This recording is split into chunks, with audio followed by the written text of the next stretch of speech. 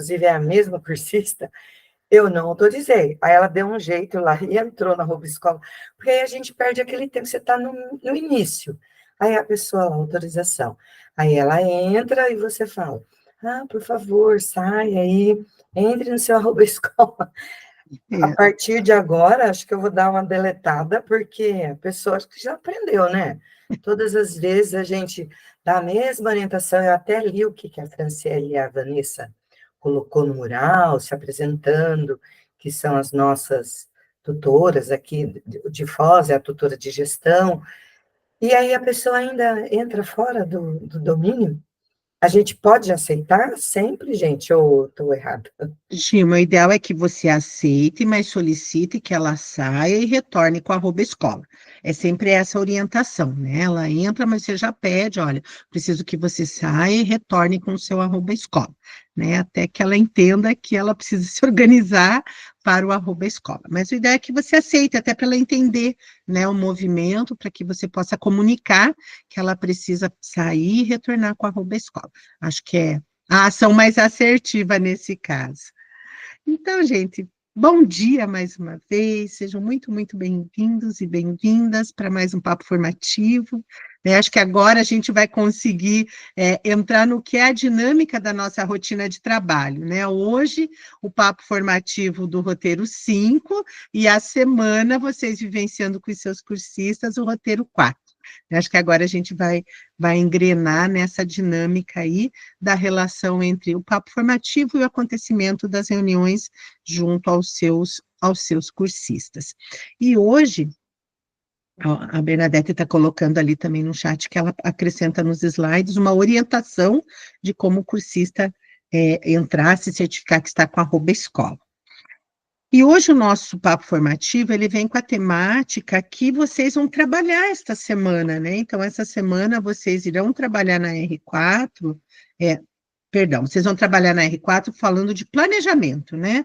Planejamento com foco no bom desempenho escolar, a partir da análise dos resultados, tanto das avaliações internas quanto externas. E hoje nós vamos trabalhar, então, falando de engajamento, participação e interação em sala de aula. Eu vou compartilhar minha tela aqui com vocês, enquanto isso, lembrando que já está no chat para vocês o formulário de presença, para vocês registrarem a presença de vocês no nosso papo formativo, e aí nós vamos, então, dar início aqui à nossa conversa. Deixa eu só aparecer para vocês, que não apareceu ainda. Está carregando.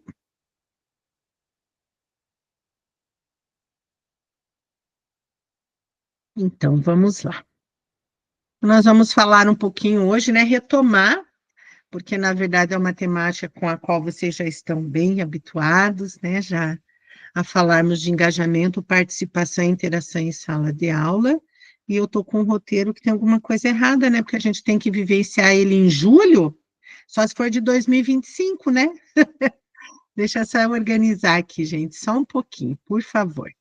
Deixa eu ver se eu estou na minha pasta certa aqui.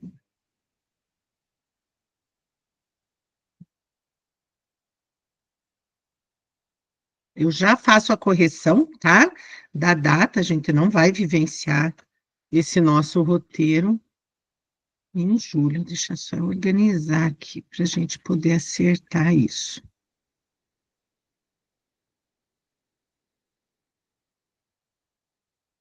E ainda é de 28 a 1º de novembro, é 28. Deixa eu corrigir aqui. 28/10 a 1º/11. Agora sim. Vamos lá.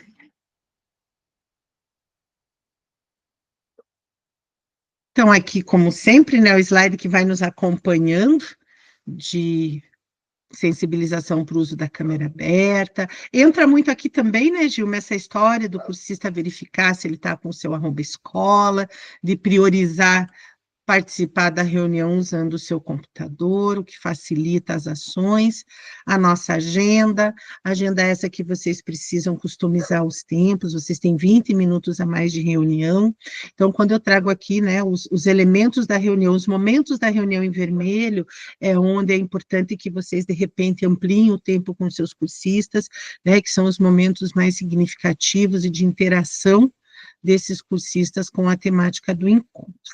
E aí nós começamos, então, com o nosso acolhimento, que ele vem com a ideia, na verdade, de a gente pensar um pouquinho, de nós conversarmos um pouquinho, justamente sobre essa relação que nós temos entre a ideia do que é motivação e o que é engajamento, né? Então, o que nos motiva e o que nos engaja. E para essa discussão, então, vocês, né, eu convido vocês também a gente retomar esse questionamento e a gente pensar a respeito aqui, né? Como despertar a curiosidade e o interesse dos estudantes para que permaneçam engajados e participem ativamente das aulas. Então, é importante que nesse momento vocês tragam esse questionamento que inicialmente ele seja realmente um momento de reflexão para o cursista, né? Então, como despertar a curiosidade e o interesse dos estudantes, mas para que eles permaneçam engajados e participem ativamente das aulas. E eu gostaria de, nesse momento da nossa conversa, aproveitar para dar bom dia para você, Vanessa, e convidá-la para responder esse questionamento. Como despertar a curiosidade e o interesse dos seus estudantes para que eles permaneçam engajados e participem ativamente das aulas? Olá, bom dia. Bom dia. Estou meio que sofrendo com uma internet aqui, até estou pelo celular, estou tentando entrar ali no meu computador, então até você acha que vocês não estão me vendo. Então vamos lá, não estou nem enxergando ali a pergunta direito. Como despertar a curiosidade e o interesse dos estudantes para que permaneçam engajados e participem ativamente? Acho que não tem uma única resposta, né, Angelita? A gente já vem vendo bastante nos roteiros, né? Mas já vem, eu vou tentar buscar lá nos outros roteiros. Quando a gente fala do planejamento, eu acho que é essencial quando você tem uma aula bem planejada, bem organizada, que você tem uma clareza, né, de onde você quer chegar com o estudante, as chances que você tem de engajar esse estudante é maior. Aí ali você vai, né, organizar de que maneira eu vou chegar a esse objetivo. Então, é óbvio, cada professor, dentro da sua também, do seu componente, né, tem as suas especificidades, mas às vezes você vai utilizar de diferentes metodologias ativas ali para engajar esse estudante. Mas eu acho que é sempre você tentando propor atividades, pensando durante, vamos tentar pensar nos 45 minutos da sua aula, onde ele tenha momento de participação e onde ele se sinta corresponsável, né? Também de fazer aquelas atividades e aquela parte que a gente também comenta bastante do estudante também se sentir respeitado, né?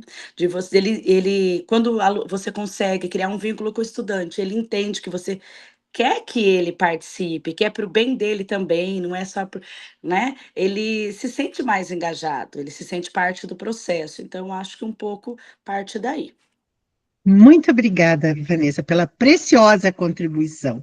Acho que a Vanessa traz algo bem importante, que é puxar, né, esse fio condutor dos roteiros anteriores, que é quando a gente discute planejamento, que o professor, quando ele planeja com essa intencionalidade da sua ação, né, justamente dele pensar a estratégia que ele vai escolher para sua aula, a utilização de uma metodologia ativa, as atividades que ele vai propor, o quanto isso, né, a Vanessa traz aqui uma aula bem planejada, ela vai contribuir às chances de que esse estudante participe ativamente da aula, que ele se mantenha engajado, é muito maior. Então, tudo começa com um bom planejamento da aula, mas quando você traz assim, que é importante que o aluno se sinta respeitado na aula, que ele seja corresponsável pela sua aprendizagem, são elementos que vão contribuir para esse engajamento.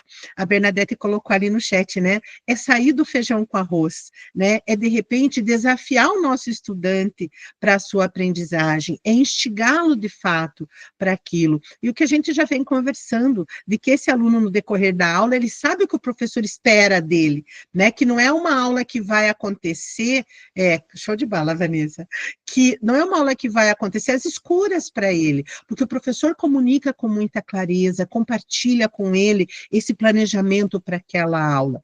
E aí é importante que a partir do que os seus cursistas, né, que vocês vão convidar pelo menos um cursista para responder esse questionamento, e que vocês possam, a partir das contribuições desse cursista, trazer que motivação é aquilo que te motiva para a ação, e que a motivação é algo que é muito mais intrínseco, né? Ou seja, vem de cada um de nós. O que me motiva não vai motivar necessariamente o Lores, ou a Bernadette, ou o Jefferson, porque a motivação é algo muito pessoal, né? Vem muito daquilo que é o meu interesse, que é o meu desejo em relação a uma determinada ação. Já o engajamento, gente, embora o engajamento ele parta, né, da motivação, o engajamento, primeiro, além dele ser algo que pode acontecer de maneira individual, mas o engajamento também ele envolve a coletividade. Então, quando a gente pensa em engajamento no espaço escolar, a gente não pensa no engajamento de um único estudante, né? Nós pensamos o engajamento de uma turma. O professor, quando ele planeja a sua aula para uma turma de estudantes. E aí, quando a gente pensa nessa ideia da coletividade, é porque a gente tem o quê? No engajamento, um propósito maior, né? Existe uma meta, existe um objetivo claro que precisa ser alcançado. E quando a gente tem, de fato, o engajamento para a ação, o engajamento ele acontece quando, mesmo diante de dificuldades, a gente não desiste, né? Então, mesmo dos desafios enfrentados, as dificuldades que precisam ser superadas, a gente se mantém firme no propósito de alcançar o objetivo. Então, isso é engajamento. Então, é nessa ideia que a gente precisa, enquanto professor, pensar as nossas aulas, porque às vezes o professor ele tem um start para a aula que é muito bacana, que vai motivar, que vai despertar curiosidade, ele consegue naquele primeiro instante da aula envolver os seus alunos, mas se ele não tiver uma aula que vai manter essa motivação, ele corre o risco de chegar ao final da aula sem ter a turma como um todo engajada, porque eles vão se distrair com outras questões, eles vão perder o interesse, e isso não é tarefa fácil. Esse talvez seja o grande desafio nosso. Quando a gente pensa, por exemplo, no trabalho do pedagogo de acompanhamento desse professor em hora atividade, ele está ali enquanto apoio, mas em quem também instiga esse professor a pensar ações para manter não só motivar o aluno para a sua aula, mas de como engajá-lo de fato, né? Que aquele aluno, diante, de repente, de uma avaliação onde ele não tem um bom desempenho, que a frustração não o impeça de seguir adiante, né? Daquele aluno que, mesmo tendo dificuldade de compreender uma atividade num primeiro momento, ele não desista, ele não abandone essa atividade. Então, é nesse caminho que a gente traz esse nosso encontro, né? Como nós podemos, então, manter o engajamento dos nossos estudantes para a aula, né? Apesar dos desafios que são enfrentados. E é por isso que o objetivo do nosso encontro, então a gente traz aqui, né, uma referência que vai trazer justamente essa ideia da motivação como algo que nos move inicialmente, mas o engajamento é aquilo que nos mantém envolvidos, persistentes, mesmo diante de obstáculos ou dificuldades.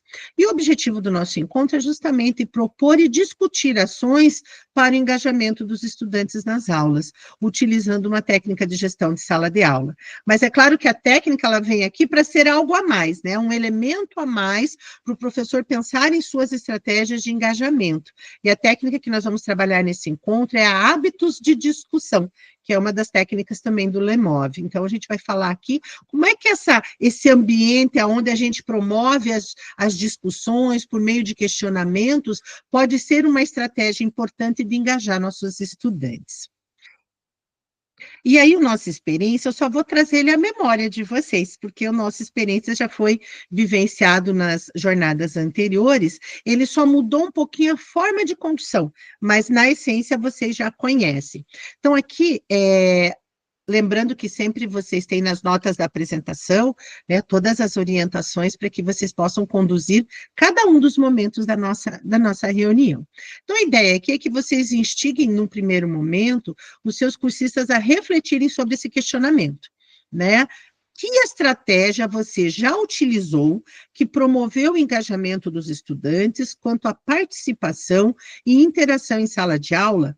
Ou seja, é vocês levarem os seus cursistas a olharem para a sua prática pedagógica, né? Que eles possam pensar, né? Qual é a estratégia que eles utilizaram, que eles claramente evidenciaram o engajamento dos seus estudantes, né? Então, às vezes, gente, tem uma ação que foi muito específica, mas que o professor teve muita clareza pelas evidências que ele obteve no decorrer da aula, que houve participação, que houve interação dos seus estudantes e, consequentemente, que houve aprendizagem, né? Porque a gente não quer apenas o aluno engajado, participativo na aula. A gente quer que esse engajamento, depois, ele seja resultado de aprendizagem significativa.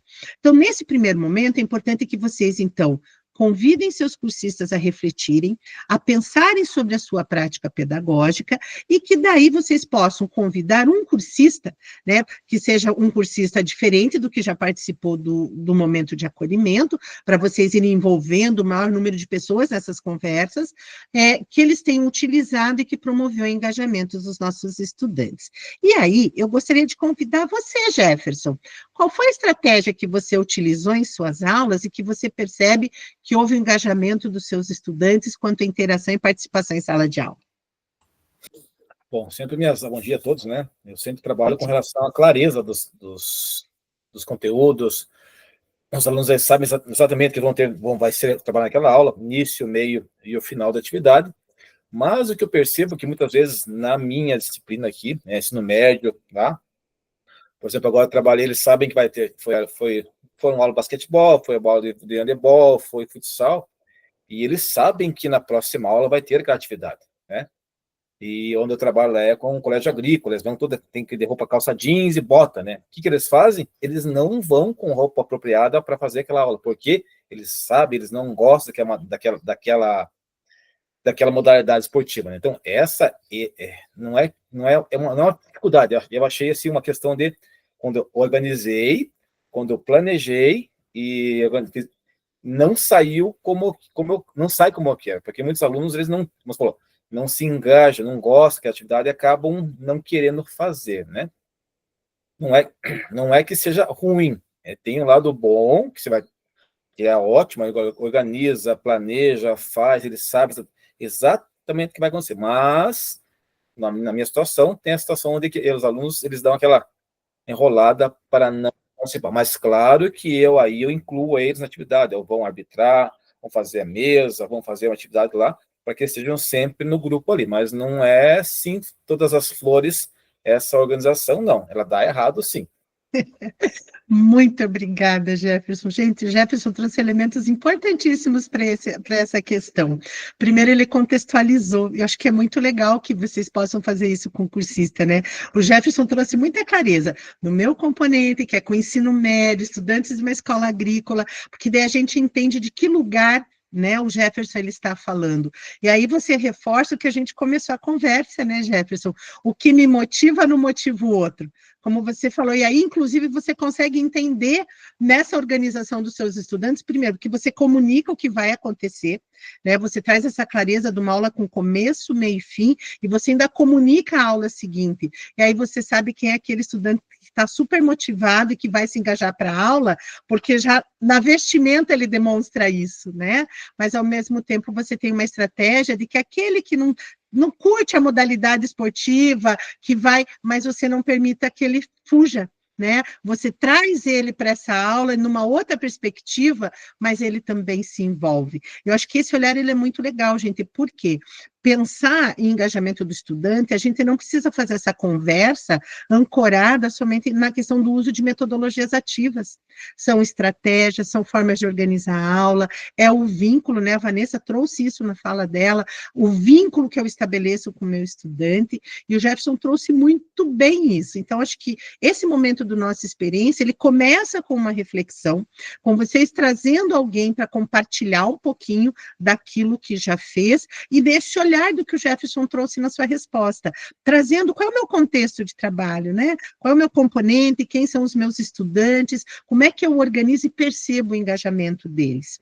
E aí, na segunda parte do slide, é um material que vocês já conhecem. Então, eu vou mostrar ele aqui para vocês lembrarem que é um docs, onde vocês irão fazer uma cópia para cada uma das suas turmas, e a ideia é que vocês possam, depois, né, do momento que acontecer a sua reunião, que esse documento vocês compartilhem com seus cursistas lá no Class, né, que é o quê? Então, eu sugiro, até para facilitar a vida de vocês, eu acredito que a gente acaba ganhando tempo, né? Se vocês antecipadamente já colocarem o nome de cada um dos cursistas, é melhor do que deixar para que eles, cada um vá colocando, né? Isso facilita ele abrir, você compartilha o documento, lembrando que ele tem que estar com poder de edição, e aí você vai mostrando.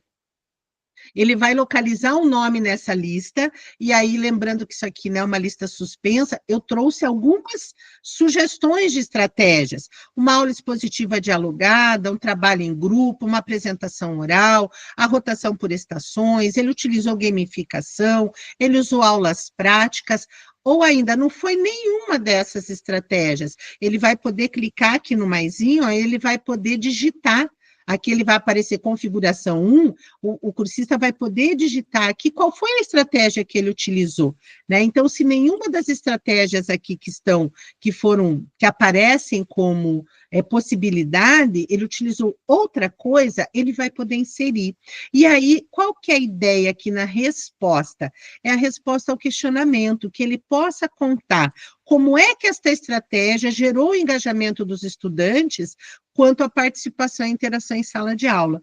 Então, a ideia é que vocês possam, nesse momento aqui, criar um espaço para que o cursista selecione a estratégia e que ele responda como é que ele utilizou essa estratégia, por que essa estratégia gerou o engajamento dos seus estudantes. Então, se ele escolheu lá aula expositiva e dialogada, como é que ele constrói esse diálogo com seus estudantes que promoveu o engajamento? Ele escolheu o trabalho em grupo, como é que ele organiza esse trabalho em grupo? Então, a ideia é que ele possa contar como é que ele conduz, como é que ele usa no seu contexto esta estratégia, para que depois os outros cursistas possam, ao olhar esse documento, assim, nossa, eu nunca havia pensado dessa forma de usar essa estratégia com essa intenção. Então, a ideia é que vocês possam, nesse momento da nossa experiência, promover um momento em que os seus cursistas vão poder escolher aquela estratégia de ensino que eles utilizam e que realmente eles conseguem dizer assim,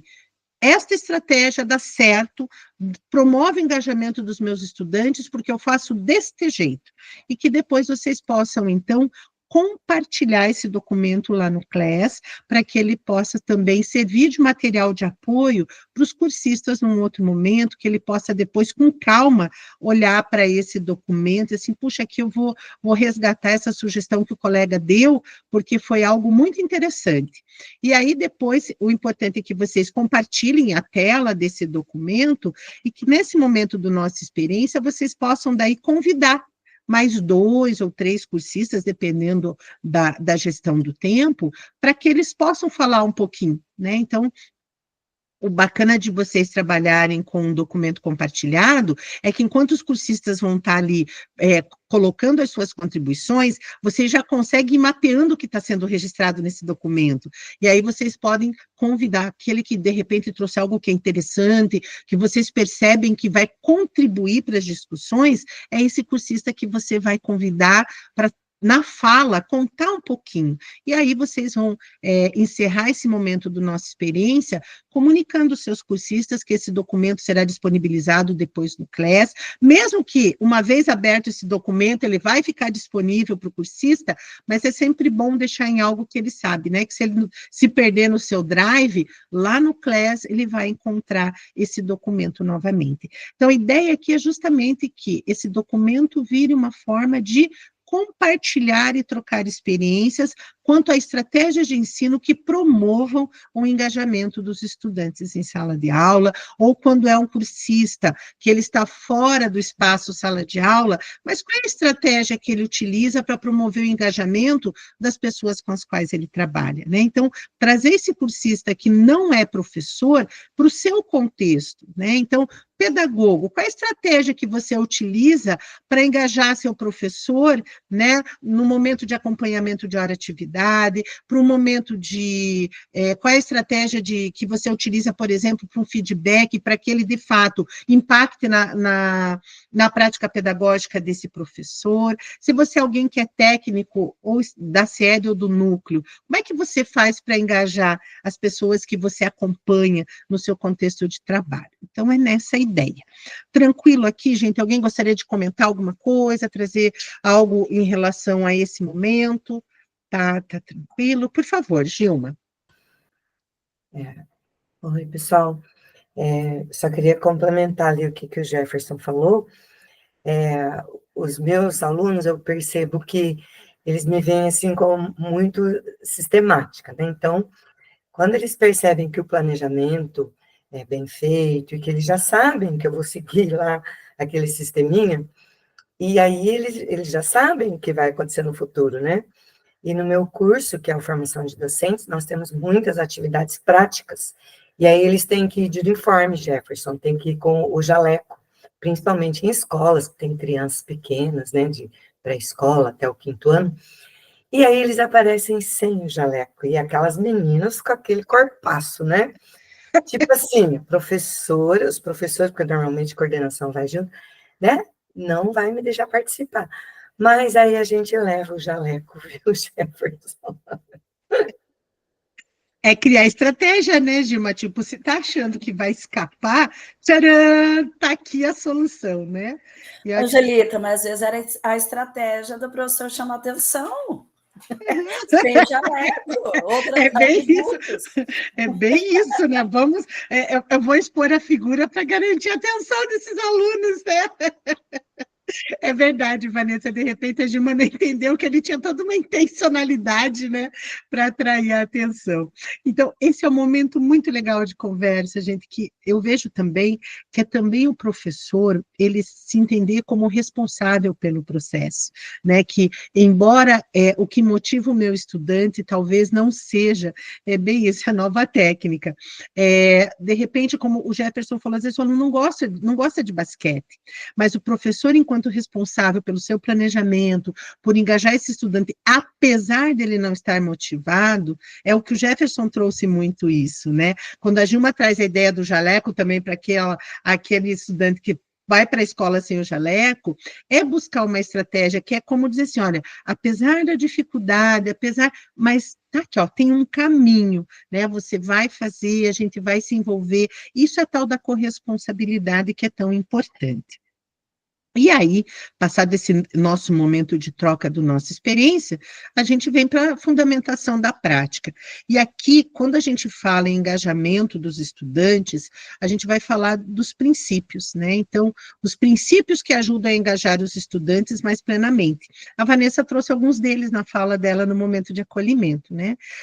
Tanto em relação ao porquê de estarem aprendendo, Jefferson também trouxe isso muito claramente, né? Quando eu planejo uma aula, que meu aluno sabe exatamente o que vai acontecer, é uma aula com começo, meio e fim, onde eu comunico essa aula, eu estou trazendo nesse meu comunicar o meu estudante o porquê deles estarem aprendendo isso, né? Então, um determinado assunto, é quando a gente consegue contextualizar com a realidade do nosso estudante, e aqui cabe algo muito importante, gente, a gente fala muito em contextualização, né?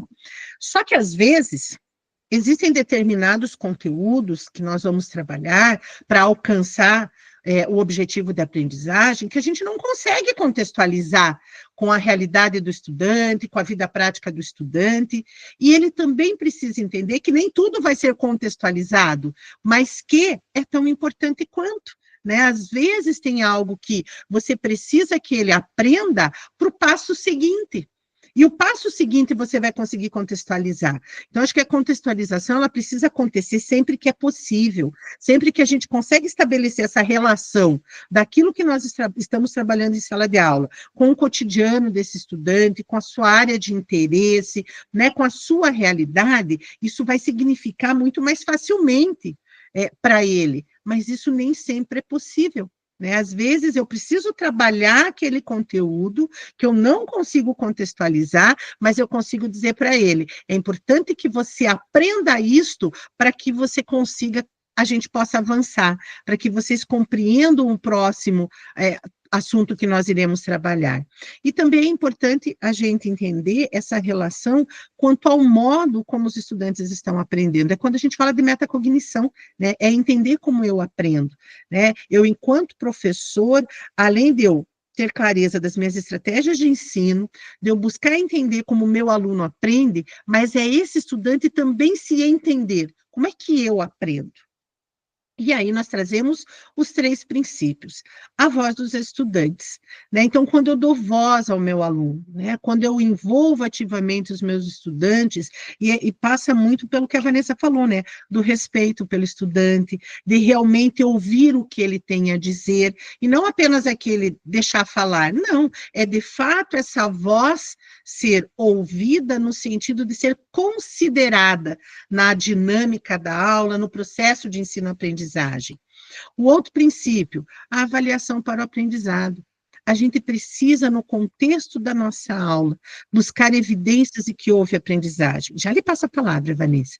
Então, a avaliação para o aprendizado não é apenas aqueles momentos onde eu vou marcar um dia de prova, onde eu vou marcar um dia para entrega de trabalho, mas que eu posso, no meu dia a dia, na minha dinâmica de sala de aula, e por meio de diferentes maneiras, verificar evidências de aprendizagem do meu estudante.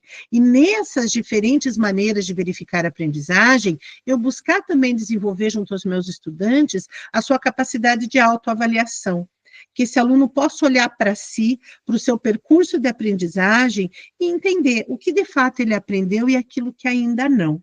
Vanessa, por favor, antes do 3º princípio. Não, eu queria só complementar, que acho que é interessante, quando eu participei lá do Ganhando o Mundo, né, da Finlândia, esse tópico, voz do estudante, era muito citado, sabe?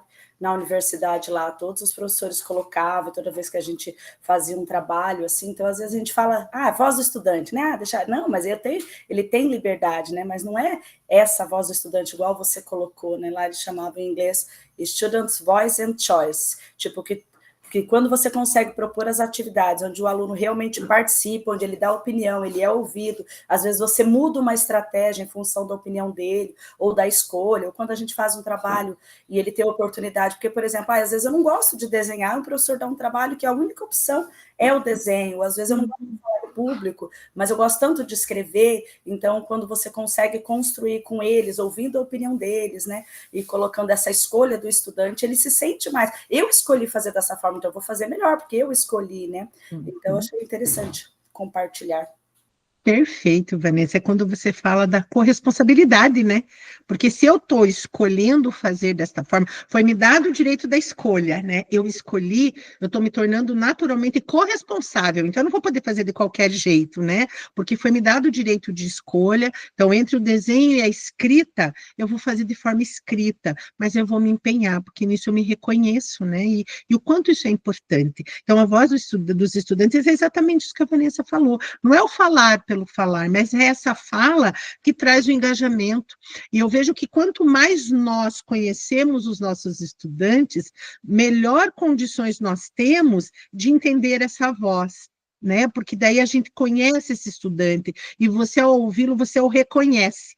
E ao reconhecê-lo, você valida isso. E o quanto isso é importante. Então, quando você pensa, por exemplo, na proposição de uma atividade que favorece um único estilo de aprendizagem, Aquele que não consegue se encaixar, que tem dificuldade, de repente, com aquela atividade proposta da maneira como foi, eu já estou ali minando, sem me dar conta, a motivação.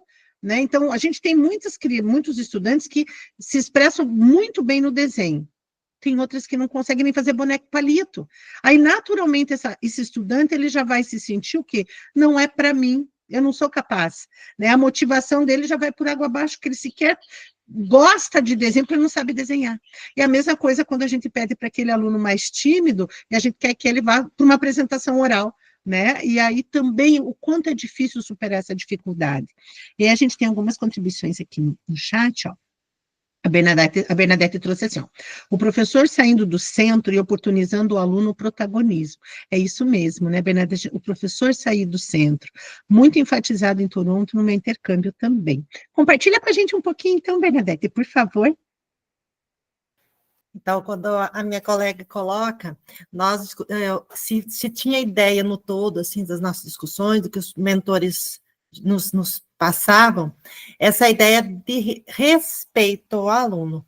Não o respeito no sentido de mas no sentido de oportunizar situações, e a Vanessa me lembrou, essa parte de, se meu aluno não é bom em desenho, mas ele se sai melhor em outra situação. Então, eu realmente me tirar do centro, como aquela pessoa toda cheia de poder, e dar esse poder para o meu aluno, oportunizando essa flexibilidade. E algo que ficou muito tempo inteiro, os 21 dias que a gente ficou, essa ideia vinha para nós, desse respeito ao estudante enquanto um sujeito ativo da aprendizagem. E o quanto faz a diferença, não é, Bernadette, quando a gente olha para esse estudante, exatamente como você falou, um sujeito da sua própria aprendizagem, né? Porque quando a gente olha para o nosso aluno enquanto sujeito ativo, ele não é alguém que está ali só para receber o que você tem a propor, a apresentar. Ele é alguém que troca, que compartilha, que discute, e que muitas vezes vai, inclusive, discordar, vai mostrar sentimentos de frustração, né, de recusa, mas que isso a gente entenda que não é frente à figura do professor, mas são as ações mesmo, né?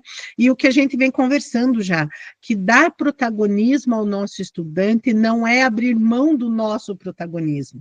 O professor, quando ele sai do centro e traz o estudante para ser o centro da sua aprendizagem, gente, isso dá muito mais trabalho. Para nós, enquanto professores, quando a gente traz esse aluno para, de fato, ter voz e vez, dá muito mais trabalho, exige de nós muito mais, enquanto planejamento, enquanto domínio, enquanto organização, né? Então, fazer isso, mas tem um ganho tão grande, né, desse serzinho que a gente está contribuindo no processo da sua formação. E a Janaína também trouxe ali no chat, né? Tarefas abertas contribuem para dar voz aos estudantes, que é uma das técnicas que nós vimos na organização do trabalho em grupo, né? Que é quando você não traz algo, né, Janaína, que só tem uma possibilidade de resposta, né? Que é um caminho único. E aí, quando a gente amplia essas possibilidades, a gente também está dando voz aos nossos estudantes. E o terceiro princípio é relacionado à metacognição, né? O aprender a aprender, que é justamente a gente contribuir nesse processo de protagonismo do nosso estudante, dele entender o modo como eles estão aprendendo. Né? Então, quando a gente entende que aquele nosso estudante que se expressa melhor de forma oral, melhor do que quando ele escreve, está nesse caminho da metacognição. Ele sabe que se for para ele falar sobre, ele vai se expressar muito melhor do que se ele tiver que escrever. Se ele produzir um texto, ele vai se sair muito melhor do que ele ilustrar determinada informação. Então, isso passa pela metacognição. Então, quando nós falamos dos princípios, né, para engajar os nossos estudantes, a gente traz esses 3 princípios, que é dar voz, e é nesse lugar justamente, né, que é a voz de quem de fato participa ativamente do seu processo de construção do conhecimento, é a avaliação para o aprendizado, né, essa avaliação no momento em que eu, enquanto professor, eu vou buscando colher evidências dessa aprendizagem e vou comunicando O feedback é muito importante, né? Que o aluno também vai ficar sabendo como é que está esse processo de aprendizado. E ele também se reconhecer, né? A metacognição nada mais é do que isso, é eu entender como é que eu aprendo. E a partir desse conhecimento, eu buscar ferramentas que vão favorecer a minha aprendizagem. E é aí que o professor, enquanto mediador, tem um papel fundamental, né? De ir norteando, de ser o fio condutor desse caminho de aprendizagem do nosso estudante. E aí aqui a gente vai, no momento de refletir juntos, eu trago, vocês já conhecem esse slide, ele só veio com uma organização um pouquinho diferente, que é a gente pensar sobre o que significa aprender, né? Então, ó, a escola é um espaço privilegiado para a aprendizagem, acho que isso é a grande questão, nós podemos aprender nos mais diferentes espaços que nós ocupamos no nosso cotidiano, na nossa vida, mas quando a gente olha para a escola, a gente precisa reconhecer a escola enquanto esse espaço que é privilegiado para a aprendizagem, né? Porque essa é a função, é a essência da escola, né? É essa aprendizagem. Então, onde cada estudante tem a oportunidade de construir o seu próprio conhecimento. E aí, nesse contexto, o que significa aprender? E aí eu gostaria de ouvir você um pouquinho mais, Bernadette. O que significa aprender para você? Então, para mim aprender, para que aprenda, o aluno precisa, ou o sujeito precisa fazer o exercício. Ele precisa ativar lá as sinapses, o seu sistema cognitivo, e quando ele aprende, esse sistema cognitivo, a ideia assim, de que ele vai se expandindo, vai trazendo elementos a mais para que ele continue aprendendo.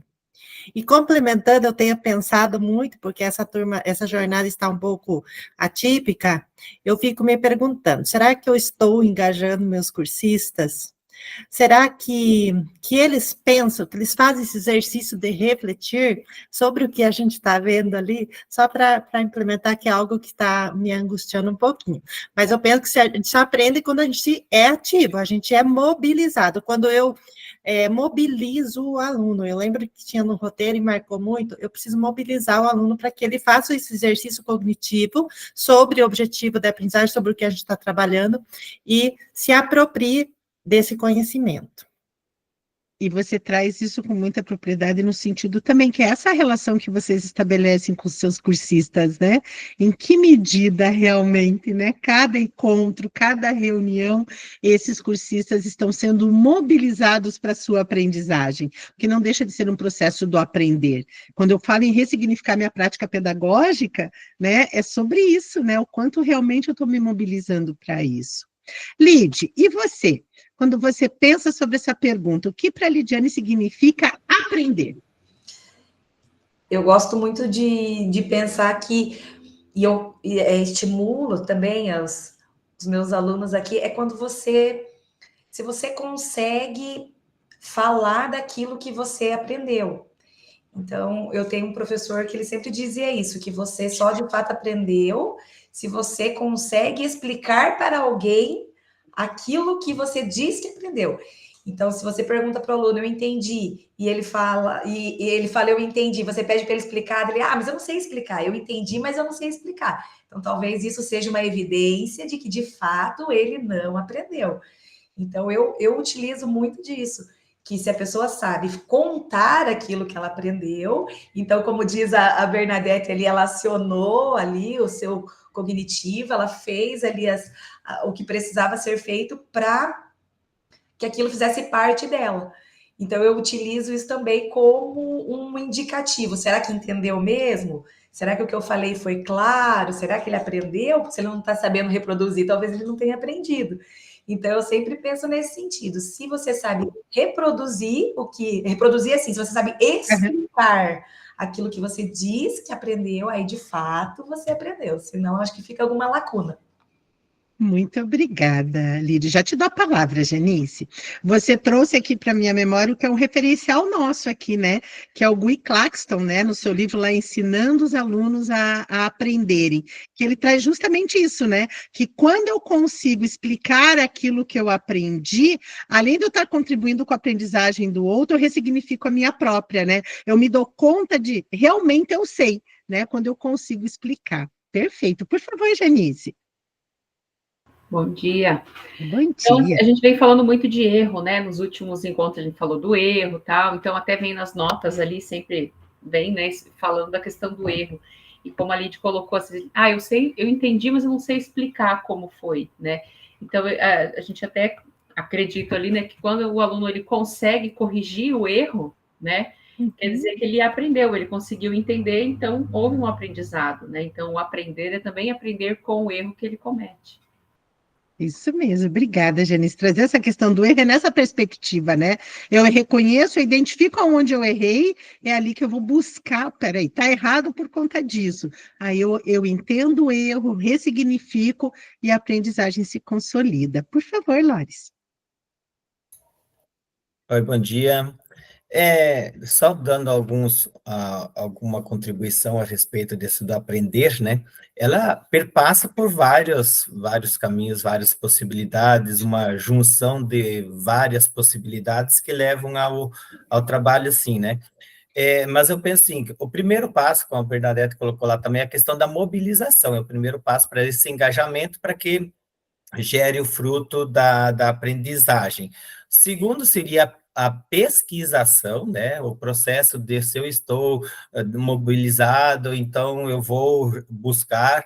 Terceiro, eu pensaria assim, a questão da compreensão. Eu compreendi a possibilidade, eu vou conseguir produzir, vou conseguir fazer uma utilização desse produto para que eu possa ressignificar na minha vida aquela prática.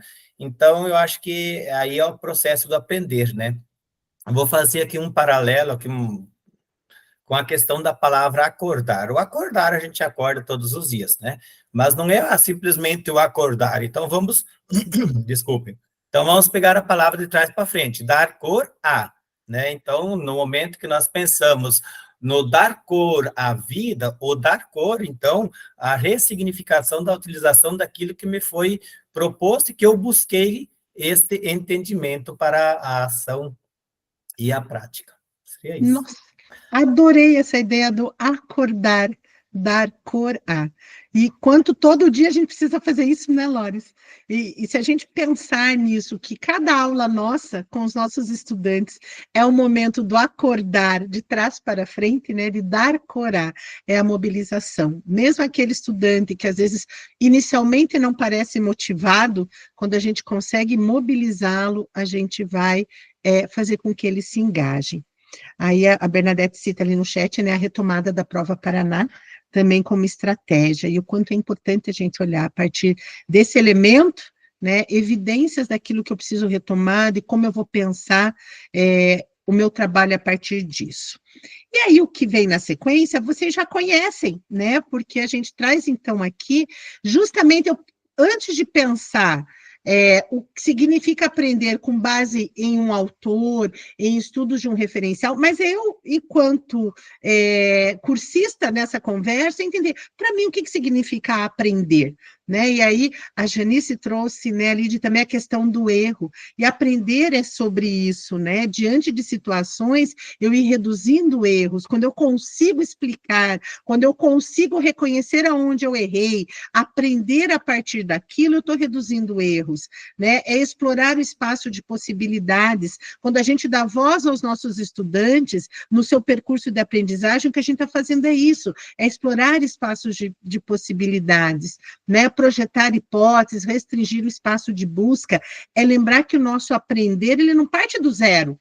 E aí, o quanto é importante a gente, enquanto professor, sempre considerar os conhecimentos prévios dos nossos estudantes. É entender que ele não está chegando ali uma tábula rasa e que você é detentor de tudo aquilo que vai preenchê-lo. Não, mas que se eu instigar, se eu buscar em algum referencial ele terá, e o quanto é importante a gente valorizar e validar os conhecimentos prévios dos nossos estudantes. E quando a gente fala de conhecimento prévio, o quanto ele é importantíssimo como elemento para a gente pensar e planejar a nossa aula, considerando a recomposição da aprendizagem, porque é justamente a partir daquilo que o nosso estudante sabe, e o que ele precisa ainda se apropriar é que a gente pensa a recomposição. Então, aqui lembrando que para todo o suporte teórico para cada um desses elementos, vocês têm nas notas da apresentação, né, para vocês poderem, aí, com segurança, trazer essa conversa junto aos seus cursistas. Por favor, Lídia. Só um comentário que ficou melhor assim, porque na reunião passada, na jornada passada, tinha todos, e aí tinha a cor do que a gente ia explorar, né? E assim ele acaba deixando mais restrita a conversa, né? E a gente consegue focar mais. Então, assim, só um comentário que fica melhor, assim, do que como estava na jornada 2, né? Ai, obrigada, Lídia. Assim, ó, lá nas notas da apresentação, eu deixei o texto na íntegra para vocês, mas o foco é o que está só no slide, para não ter que ficar procurando o que é, né? Para facilitar esse momento de conversa. Que bom. Fico feliz em poder ter melhorado, né, o roteiro para poder facilitar a condução de vocês com os seus cursistas. Obrigada pelo retorno. E a nossa técnica é a técnica hábitos de discussão. Então, essa técnica, gente, na verdade, ela tem por finalidade, justamente quando a gente pensa como estratégia, uma aula expositiva e dialogada, mas que esse diálogo ele venha permeado pelos questionamentos. É quando a gente vai instigando os nossos estudantes a justamente a responderem, a trazerem as suas opiniões, e que você possa ir conduzindo essa conversa de maneira a envolver o maior número de estudantes possíveis. Então, quando a gente pensa nessa técnica, ela tem a finalidade justamente de fazer com que as discussões em sala de aula, elas se tornem uma rotina, e que elas sejam cada vez mais produtivas e, por que não, agradáveis. Que o professor instigar, questionar, perguntar, não seja motivo para o aluno querer se esconder, sabe? Ai, tomara que ele não me veja, não pergunte para mim, mas que se torne um processo que é parte da aula, né? Que se torne algo natural no decorrer das aulas, o professor promover essa conversa, onde ele questiona, onde ele pergunta, e os estudantes vão fazendo parte por meio dessas discussões. E aí, quando a gente traz a técnica, ela apresenta 4 partes. Fundamentos da discussão, voz, acompanhamento e nomes. Vocês vão ver que a técnica, no detalhe, aqui no material, ele está nas notas da apresentação, mas para o documento do Em Ação, eu montei um material de apoio para que o cursista possa ter os detalhes no momento dele também realizar esse momento do Em Ação. Mas aqui, quando a gente fala dos fundamentos da discussão, que é voz, acompanhamento e nomes, a técnica traz justamente essa ideia do tom de voz mesmo, mas não só do tom de voz do professor, mas o tom de voz de quem está com a palavra no momento, que mesmo o aluno ele precisa ser ouvido quando a palavra está com ele. Então, é o tom de voz no sentido assim, que quando eu estou falando, eu tenho que me certificar de que todos estão me ouvindo, de que todos estão com os seus olhos e ouvidos voltados para quem está falando. E quando fala de nomes, é que a gente possa, assim, nessa conversa, eu sempre chamar pelo nome, né? Então, quando a gente fala assim, ó, Vanessa, eu quero que você me responda tal coisa. Lores, você concorda com o que a Vanessa disse? E que o Lores possa dizer, eu concordo com a Vanessa, eu não concordo com a Vanessa. É que a gente sempre possa estar nominando as pessoas, né? Porque quando você cita a pessoa, né, quando você vai dizer assim, eu não concordo com o que a Janice falou, ou eu concordo por esse motivo, eu estou chamando de novo a Janice para a conversa, mesmo que naquele momento ela não vá falar, mas ela sabe, é da minha opinião que ele está falando, né? Então, naturalmente, eu vou estar atento ao que o colega vai dizer. A outra parte, ele fala, já lhe dá a palavra, Jefferson, do acompanhamento e instruções de acompanhamento. É deixar claro o que se espera, né? Como é que eu vou comunicar esta ação? Por favor, Jefferson. Então, com relação a essa questão de chamar pelo nome, né? Não sei vocês, mas agora eu estou tendo dificuldades bastantes, né? Que a gente não vai mais chamar nessa sala de aula agora, somente ali, ó, visual, né? O reconhecimento facial? Facial ali, e vamos embora, né? Então, demora mais tempo para a gente poder ter essa noção de quem é você para poder chamar pelo nome, e isso é uma dificuldade que vai aparecer aqui, com certeza, nas reuniões. E o quanto é importante, né? Porque esse chamar pelo nome é nesse sentido de conhecer Sim, mesmo, né? Uhum, e o quanto isso é importante. E até como, não sei se foi quem, a Gilma colocou aqui a nossa tag de chamar, acho que foi a Gilma, né, que deu a Uhum. gravação lá. Meu Deus, ela vai chamar no aleatório aqui. Então, realmente, a gente tem essa noção de chamar aqui, e realmente dá, o pessoal fica atento a essa questão, né? E é bom ser chamado pelo nome, se conhecer. Mas, assim, na sala de aula hoje, é difícil, não é fácil, não. E querendo ou não, Jefferson, quando eu chamo pelo nome, é vínculo, é pertencimento, né? Isso é essencial. Lidiane, depois você, Vanessa, por favor, Lidia. Não, só ia falar que a gente vai ter que fazer aquele exercício, assim, alguém vai falar, talvez você crie a dinâmica de, quem for falar, fala primeiro o seu nome. Aí a pessoa fala lá, eu sou o João e eu penso tal coisa. Aí você valida, né? Isso, João, agora que o João falou, quem vai falar? Que daí assim a gente vai se ambientando também, né? Perfeito, Lídia, é bem isso. A pessoa diz o nome, você repete, assim você vai criando os laços. Por favor, Vanessa. Então, eu também percebo isso que o Jefferson colocou, né? Mas eu faço a chamada, mesmo que já está feita, assim, não todas as vezes, né? Mesmo que ela já está feita lá pela chamada facial, eu puxo o facial, tal, mas eu chamo e eu tenho agora chamada a técnica de engajamento, eu faço uma chamada e eles têm que responder, por exemplo, sei lá, um conteúdo que eu ensinei, um vocabulário, a gente aprendeu nome das doenças em inglês. Então, cada um vai responder com o nome de uma doença, aprender o nome dos esportes em inglês. Aí é sempre a chamada, nunca eu faço a chamada tipo com presente, né? Aí, às vezes, eu até esqueço, eles falam, hoje a chamada vai ser do quê? Então, que eles querem, qual que é o tema, né? Então, pode ser jogos, né? Eles gostam de sistemas. Então, tento fazer isso um pouco, porque também noto que tem muito mais dificuldade hoje, né, com a tecnologia de memorizar os nomes do que há um tempo atrás, que a gente, né, sempre fazia. Então, tento fazer isso, mas não quer dizer que também toda vez você consegue fazer. E veja que bacana que você pode usar o seu momento de chamada, inclusive, para uma retomada, né? Vamos retomar, vamos verificar como é que foi, né? Pelo menos algo que traga a memória da aula anterior, que bacana. Por favor, Gilma.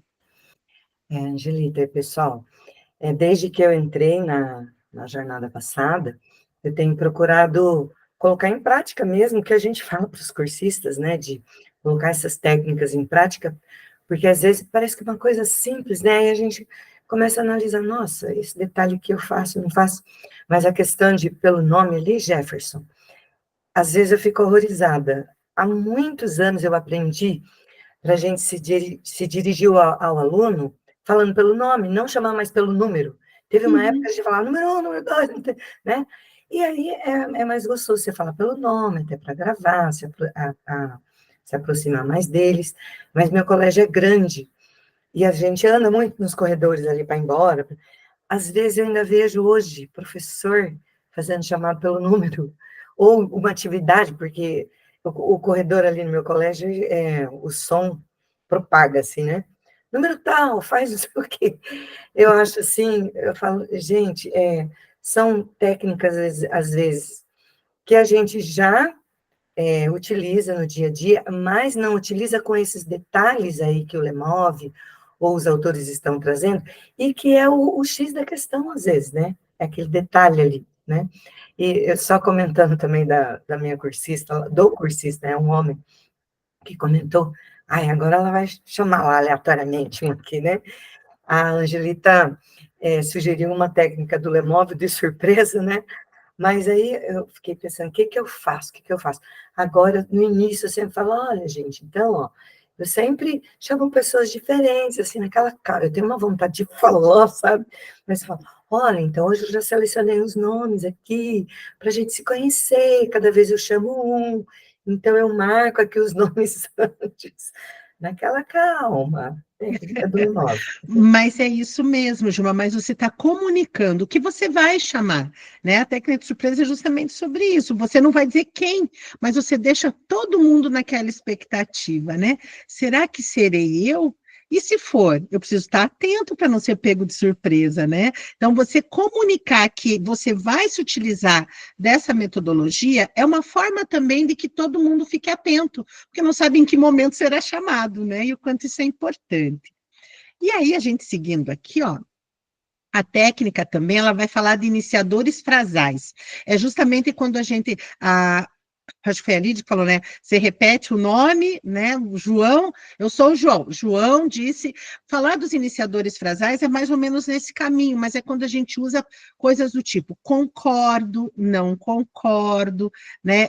A minha opinião é quando a gente traz alguns referenciais para que essa conversa seja construída de forma a trazer uma linha de raciocínio, um fio condutor para essa conversa. E o gerenciamento do objetivo. É muito legal quando vocês forem olhar depois, que eu trouxe ali nas notas da apresentação, justamente o que o Lemov fala para o gerenciamento do objetivo, que é muito bacana, porque me chamou a atenção, porque ele fala justamente o que normalmente a gente pensa assim, ó, que o ideal é que a gente pense fora da caixa, né? A gente sempre fala, precisa aprender a pensar fora da caixa. A técnica diz para a gente ficar dentro da caixa.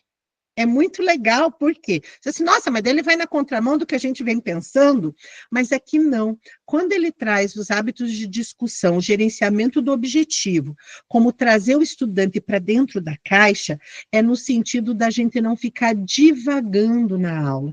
É o professor não deixar que a conversa perca o seu foco. Então, ele traz esse gerenciamento do objetivo do professor, inclusive, planejar intencionalmente os questionamentos que ele vai propor para os seus estudantes, com o intuito de não perder o foco daquele objetivo de aprendizagem para aquela aula, né? Para que, de repente, uma pergunta muito aleatória, não é que você vai deixar o seu estudante sem resposta, mas você não vai deixar que ele escape, que ele perca o foco para aquilo que é a proposta da aula. Então, nesse sentido, é muito interessante quando ele fala do manter dentro da caixa. É nesse sentido, da gente garantir que as discussões, elas não percam o seu propósito, a sua intencionalidade. Então, quando ele fala isso, é nesse sentido, né, das perguntas que o professor vai direcionar aos estudantes, que isso está planejado, ele vai fazer de maneira a garantir que o objetivo de aprendizagem, o foco da aula, não se perca nessas discussões. Então, o aluno vai fazer perguntas fora? Claro que sim, né? Nós estamos falando de gente com interesses os mais variados, você pode despertar curiosidades que você nem imaginava que seriam despertadas, mas é como você vai trazer isso sem perder o objetivo da aula, né? A Bernadette até colocou aqui no chat, ó. Nos formadores, às vezes, acontecem essas saídas da caixa, e aí temos que redirecionar para o retorno e o foco. E é bem sobre isso, Bernadette. Essa técnica é nesse sentido, né? Eu saio da caixa, mas eu tenho um foco, eu tenho uma intenção. Eu preciso trazê-lo de volta para essa intenção. E aí nós temos aqui na sequência um exemplo prático, né, da técnica. Ela foi feita a partir de uma aula de história, a aula 33 de história, que é para o 7º ano, que é sobre o contato com os povos indígenas e a exploração do pau-brasil. Então, o link da aula também está nas notas da apresentação para vocês explorarem melhor. Aí eu trouxe um Enzo para a nossa conversa, olha só. Enzo, embora tenha recebido pelos portugueses outros nomes, nosso país ficou conhecido na Europa como Brasil. Por quê? Por causa da grande quantidade de uma árvore chamada pau-brasil. Muito bem. E por que essa árvore despertou o interesse dos portugueses? Luísa, eu trago outro estudante para a conversa. O tronco dessa árvore tinha alto valor comercial na Europa. Era usado para construir móveis e casas, e ainda era possível extrair um corante de cor avermelhada usado para tingir tecidos. Rafael, e quem era responsável pela extração do pau-brasil de nossas matas? Eram os indígenas, professora Ana. Eles cortavam, transportavam e armazenavam as toras para serem embarcadas no navio. Clara, e qual era a forma de pagamento dos indígenas? Escambo, que é a troca de um produto por outro. Enzo, desenvolva a ideia da Clara, considerando o que estamos discutindo. Como a Clara disse, é o iniciador frasal, né? Escambo é a troca de produtos. Em troca da extração do pau-brasil, os portugueses davam para os indígenas objetos e ferramentas que eles não conheciam, como facas, foices e machados. Então, gente, esse exemplo ele foi construído nessa ideia. A partir dos elementos que estão presentes na aula 33, as perguntas foram sendo feitas de maneira que o que foi discutido na aula aparecesse nesse diálogo, né? Que o professor possa, a partir dos questionamentos, ir construindo com os estudantes esse processo de aprendizagem, mas aonde ele envolve diferentes alunos, aonde a conversa não fica apenas com um estudante, mas vários estudantes vão sendo envolvidos. E aí a gente vem para a ideia do nosso em ação. Então, esse nosso em ação, ele é um em ação que ele vai ser organizado nas salas temáticas, onde a ideia aqui, na verdade, é analisar uma situação e uma aula também. Vocês vão ver que na situação a gente tem uma aula. Né? Analisar uma situação que pode ocorrer em sala de aula e propor estratégias para promover o engajamento dos estudantes para a aprendizagem por meio da participação e interação, utilizando a técnica hábitos de discussão. Então, esse em ação, na verdade, ele tem dois olhares. Estratégias para promover o engajamento dos estudantes e como utilizar o hábitos de discussão para isso, né? Então, eu posso trazer outros elementos, outras estratégias, mas também como eu vou fazer isso. E aí a gente tem aqui que os cursistas serão distribuídos em 4 grupos nas salas temáticas. Aqui, gente, eu estou sugerindo 4 grupos, mas, de repente, se vocês tiverem uma turma que está com um número mais reduzido de cursistas e acharem que vai ser mais produtivo organizá-los em 3 grupos, sintam-se muito à vontade em organizar em 3 grupos. Só não esqueçam depois daí de customizar o seu slide para o número de grupos que você vai organizar a sua turma. E aí, como sempre, né, o redator vai localizar no documento o seu espaço, né, se é grupo 1, grupo 2 ou 3, para poder, então, partir para a ação. Então, qual que é a ação?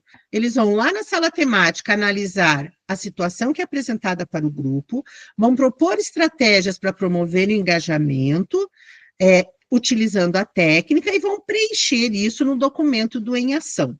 Aqui no nosso papo formativo, a gente tem ganhado, né, outros olhares para a nossa reunião, a gente tem mais do que vivenciado, a gente tem discutido os momentos, mas é importante que eu vou mostrar para vocês o documento, para vocês também entenderem aqui como é que está organizado esse nosso Em Ação. Deixa eu só aparecer aqui para vocês. Ué. Não está aparecendo aqui. Deixa só eu ver o que está acontecendo aqui, que não está acontecendo. Deixa eu compartilhar aqui. Então, como sempre a gente organiza... Nossa, deu um...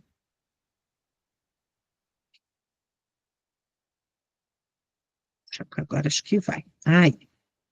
Então, como a gente sempre organiza aqui no documento, o que a gente tem aqui, ó? Então, tem o print do slide com as orientações, né, do que se espera que seja feito, e aqui a gente tem a ideia, né, da atividade, que é analisar a situação. Então, a situação é uma situação que vai acontecer, cada grupo vai ser de um professor, de um componente curricular e uma determinada turma. Então, qual que é a ideia, gente, desse nosso Em Ação? Que na sala temática, o grupo possa olhar para a aula, a ideia é que eles possam abrir a aula. Então, aqui é o professor Antônio, de língua portuguesa, do 9º ano, a aula é sobre o gênero textual entrevista. Então, que os cursistas possam abrir a aula, entender o que está acontecendo, né, qual é o desafio do professor, para que daí os cursistas possam pensar possibilidades, né? Então, aqui é uma situação que pode acontecer em sala de aula, a partir de uma aula, e que daí o grupo possa planejar estratégias para promover o engajamento, isso é diante da situação apresentada, e utilizar a técnica de como ele pode usar a técnica hábitos de discussão na aula selecionada. Então, na verdade, esse nosso Em Ação, ele tem 2 movimentos.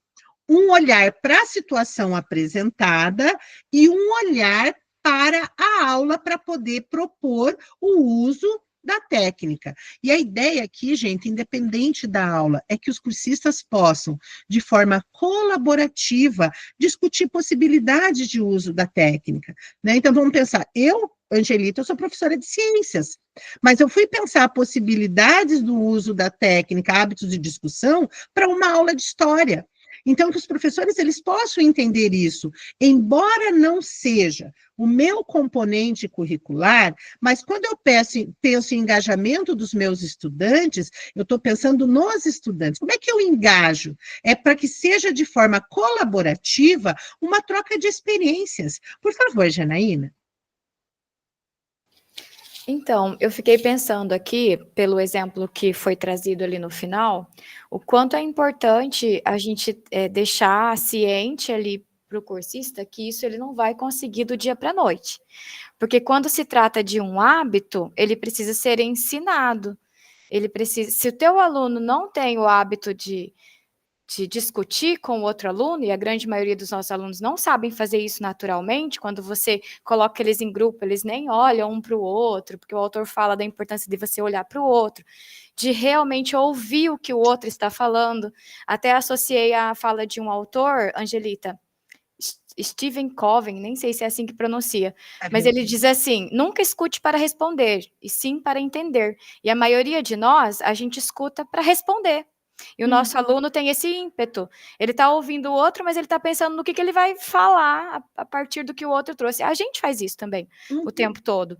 Então, a importância do nosso cursista entender que aquela sala de aula ali ideal, que foi colocada no exemplo, talvez ela ainda não exista. E talvez vá muito tempo e muito trabalho para você desenvolver esse hábito no teu aluno. Porque hábito você só consolida com o tempo, né? Não é uma coisa que naturalmente eles chegam para a gente prontinhos. Porque senão fica parecendo assim, eu vou usar a técnica e já vou conseguir que meu aluno interaja desse jeito. Não, provavelmente as primeiras tentativas vão ser bem frustradas, né? Até você ir desenvolvendo esse hábito neles. Ai, obrigada, Janaína. A Suzy sempre comenta conosco. A Suzy usa muito o que você trouxe hoje, essa fala, né, Marcelo, de que a maioria, muitas vezes, a gente ouve o outro para responder e não para compreender. E é um outro elemento que você traz essencial aqui, né? A técnica, quando eu trago um exemplo, é que nem experimento, né? Na ciência, quando a gente faz experimento, é sempre em condições ideais. Né? Quando a ciência vive disso, primeiro ela cria as condições ideais para que aquele experimento apresente resultados. A técnica é a mesma coisa, eu trago uma situação ideal, e é muito importante que você traga isso. Se eu sou um professor que não tenho por hábito questionar os meus estudantes, a técnica não vai funcionar como um passe de mágicas e eu já terei tudo resolvido, não, né? É processo. De repente, esse professor, se ele começar fazendo 1 ou 2 questionamentos na aula, ele já está começando a criar, porque criar hábito não é numa única aula, né? É um processo. E é muito importante que a Janaína traz nessa ideia de que o cursista precisa entender que essa técnica eu vou utilizar, se eu não tenho o hábito de promover a discussão em sala de aula, eu vou passinho de cada vez. E aí, é um momento interessante, inclusive, gente, para vocês instigarem os seus cursistas de pensar essa técnica como possibilidade da implementação, né? De usar essa técnica como uma possibilidade de implementação para a sua jornada. E aí, como eu... Angelita, Diga, eu tinha colocado ali no chat, mas acho que você não viu. Eu fiquei bastante nessa parte do que a Janaína trouxe, no item 3, né? Nos iniciadores frasais, porque aquele exemplo, como está ali, não acontece. A gente que está em sala de aula, e eles vão falar isso, né? Então a gente já tem que estar preparado. Que o aluno vai dizer, construa agora uma frase de acordo com que os outros, né? De acordo com as respostas, deu, né? Aí o aluno vai de acordo com o que o Lores falou. Não acontece, eles não têm. Então, por isso que eu até pensei, esses iniciadores frasais, igual coloca, concordo, discordo, o aluno não fala assim. A não ser que seja que você, agora, talvez pense em uma atividade e você ensine isso, fala assim, a partir da fala da Bernadette, então, o próximo aluno que vai falar vai dizer assim, concordo com a Bernadette, nananã, e acrescenta uma informação nova. Se você discordar, você diz, discordo da Lidiane porque tal coisa acontece de determinada maneira. A não ser que você direcione o exercício dessa forma. Ainda mais um aluno de 7º ano. Não faz. Então, assim, é meio uma ilusão esse 3 pontos. Eu fico preocupada que eles vão falar. Então, de acordo com essa fala da Janaína e o que você trouxe aqui depois, acho que é importante essa questão de trazer, né, que é um hábito, que então, no primeiro momento, você vai pensar numa estratégia para fazer com que eles entendam esses iniciadores, sem usar o termo, não quer dizer que você vai usar esse termo, Exatamente. né? Mas assim, de uma forma natural, de como fazer o exercício, e que aos poucos, e que às vezes são 4 pontos, e que você vai trabalhar 2 pontos, às vezes, num primeiro momento, um único ponto, né? E assim por diante também. Vanessa, perfeito o que você trouxe. Quando a gente fala da técnica, a técnica não é você tem que seguir todos os passos, né, de forma que ela vai te engessar para o seu planejamento. É sempre trazendo possibilidades. O que da técnica é possível? O que da técnica me cabe? E o que é importante ali, ó? Hábitos de discussão, né? Hábitos são criados no processo. Então, eu faço uma aula onde eu uso a técnica, nunca mais eu pergunto mais nada para o meu aluno. Como é que ele vai entender essa dinâmica? O primeiro ponto da técnica que ele fala da voz, né, também, leva a gente a pensar a organização do espaço de sala de aula, o layout de sala de aula. Será que a sala organizada sempre, todo mundo um sentado atrás do outro, favorece um ambiente para as discussões? A discussão ela precisa acontecer olho no olho, eu preciso ver quem está falando, não apenas ouvir. Então, traz elementos que são importantes para a gente pensar, mas sempre nesse campo da possibilidade. Então, ela tem 4 passos, mas o que é possível? O que me cabe da técnica que eu consigo utilizar? Então, acho que é sempre nesse sentido que é legal vocês trazerem para os seus cursistas esse olhar, não de algo que tem que ser seguido passo a passo como uma receita, e que se fizer a garantia de que vai dar certo, mas é que eu posso olhar para a situação aqui no exercício de utilização da técnica e pensar, ela tem 4 partes, mas o que a gente consegue aplicar? Né? O que vai dar certo? Eu vou pensar em usar a parte da voz, eu vou usar o gerenciamento do objetivo, eu vou começar a usar os iniciadores frasais, mas só vou usar 2. Concordo, discordo. E aí é desenvolver o estudante para isso.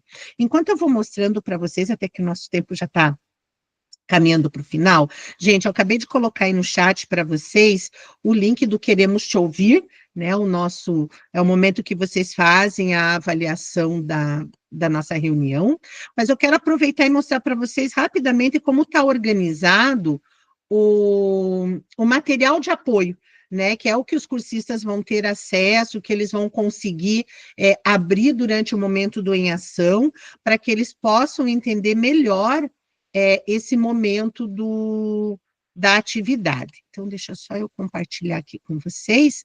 Então, olha só, como os seus cursistas do material principal, eles não têm acesso às notas de apresentação, o material de apoio, ele vem no detalhe.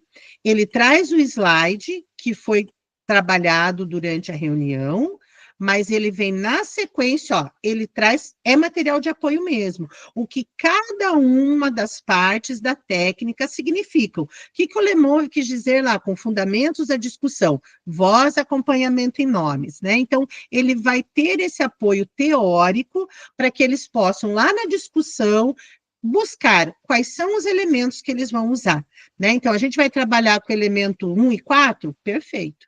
A gente vai usar, vamos entender a técnica como um todo e buscar estratégias, também é uma possibilidade. Então, o material, ele vem justamente para ser suporte, inclusive dizendo, olha, ó, que vai fazer sentido esse slide sendo visto no modo apresentação, né? Senão vão se sobrepor os balõezinhos. E uma coisa que a Janaína trouxe que é essencial, que esse cursista entenda que o exemplo, ele vem sempre com base numa situação ideal, mas que ele vai pensar possibilidades a partir da sua realidade, do seu contexto de trabalho, e que vocês possam aí promover a discussão na perspectiva do trabalho colaborativo mesmo, né, que eles entendam que, mas eu não sou professor de língua portuguesa, eu não estou em sala de aula, mas juntos nós vamos, de maneira colaborativa, pensar possibilidades a partir da situação dada e da aula selecionada. tá bom? E aí o compartilhamento, a ideia é que vocês sempre administrem o tempo para dar voz a todos os grupos, né, 3 ou 4, mas que todo mundo possa compartilhar quais foram as ações que o professor pode desenvolver para promover o engajamento, como ele sugeriu a utilização da técnica, tá? Por favor, Bernadette. Só para ressaltar, até agora a gente conseguiu tranquilamente eles realizarem o em ação e socializarem. Mas neste encontro eu não sei se vai dar tempo, porque nós temos a vivência, né?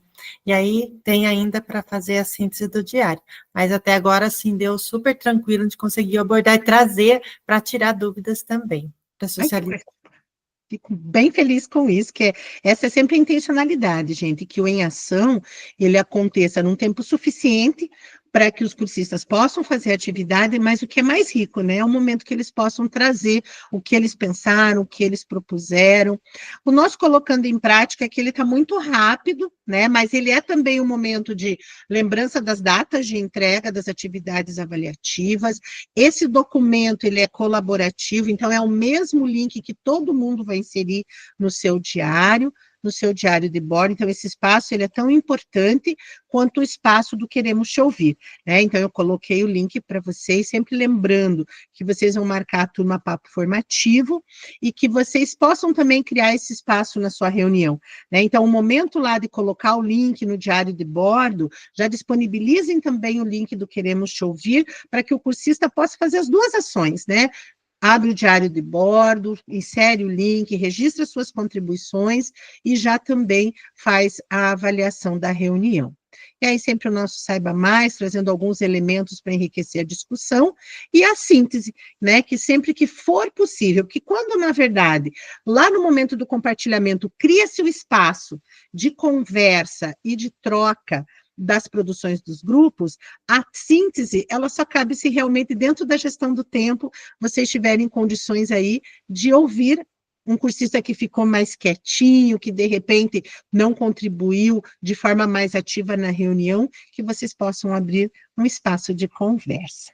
E aqui, então, a gente finaliza o nosso roteiro do nosso, da nossa reunião 5. Espero que tenha ficado tranquilo para vocês. A gente não, as nossas discussões, elas são ricas num outro nível aqui em gestão. A gente não vivenciou em ação, mas eu acredito que ficou tranquilo. Vocês trazem elementos que são sempre importantíssimos, que eu acho que são até mais valiosos para depois vocês poderem conduzir as suas reuniões. Gente, eu quero agradecer. Vamos fazer, hoje eu lembrei, Fran, vamos fazer um print, uma foto do nosso papo para a gente encerrar e vocês poderem caminhar. Então, vamos lá. 1, 2, 3 e... Foi. Ai, obrigada, Fran. Gente, uma excelente semana, que vocês continuem sendo essas pessoas que engajam, que motivam. Para mim, vocês são, sim, aqueles que me motivam a estar aqui segunda-feira, sempre muito feliz em estar aqui, e que vocês sejam também esse raio de sol para os seus cursistas, para os seus estudantes, e lembrem-se, cuidem-se. É preciso cuidar de si para cuidar do outro. Marcelo? Pessoal, boa semana a todos. Desejo tudo de bom também. Até mais. Nos vemos na próxima segunda-feira, gente. Estou encerrando a nossa gravação.